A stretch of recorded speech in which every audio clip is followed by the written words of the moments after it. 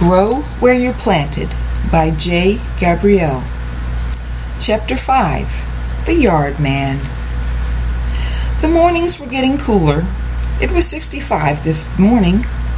Not New Jersey weather, and Jay was happy for that. It was cool enough, though. Jay rolled over and kissed Jean on the cheek before getting out of bed. She pulled on her fluffy purple robe that she used for wintertime, at least what passed for winter in Florida. Jean quickly joined Jay in the kitchen, which now smelled of Boca breakfast sausage and pancakes. The two were sipping coffee and thumbing through their individual news feeds on their tablets when someone knocked on the front door. "That must be Charles," Jay said. She looked through the peephole in the door. "Yep," she continued, "it's Charles." Opening the door, she greeted her friend with a big hug. "Good morning, Charles." The 52-year young man returned his friend's hug with equal gusto. "Hey, hey, hey, ladies," Charles sang. "Morning greetings." "You're in a good mood," noticed Jean. "It's a good morning. The weather is pleasant. All my parts are working. What's not to be happy about?" he asked. Charles was a Gulf War veteran.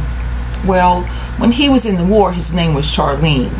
That's another story, though. He now lived at the Orlando Homeless Coalition.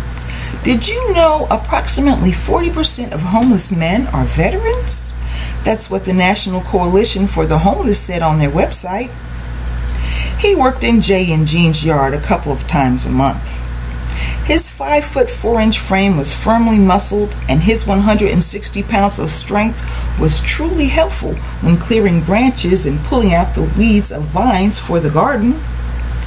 Charles charged a decent price for his labor, cannabis and a meal. "You are so right," Jay agreed. "Before you start out back, would you like some coffee?" "Why, yes, ma'am, I would." He took a seat at the breakfast bar.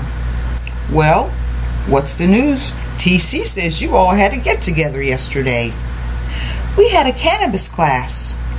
"Oh, there's a new girl in town, too." "Okay, you've got something. Tell us."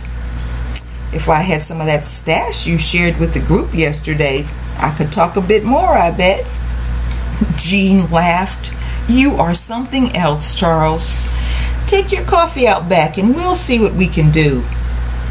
The group made their way onto the deck that overlooked a modest backyard, about 1 acre. Jay continued, "You are so right, my brother. It is a great day." They each took a seat around the table. "What is that horrible smell?" Charles asked. "I just noticed it yesterday morning," admitted Jay. Charles sniffed the air. "There's something dead out there, I think," he informed them. He got up and faced the rear of the yard. "Take a whiff. You can smell it."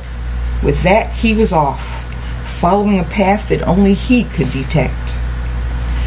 "Well, babe, Charles is doing his thing. I must now do mine." Jean looked at her quizzically. "What do you need to do?" she inquired. "I need to drop some kids at the pool," she answered with a smile as she headed indoors to the bathroom. To be continued.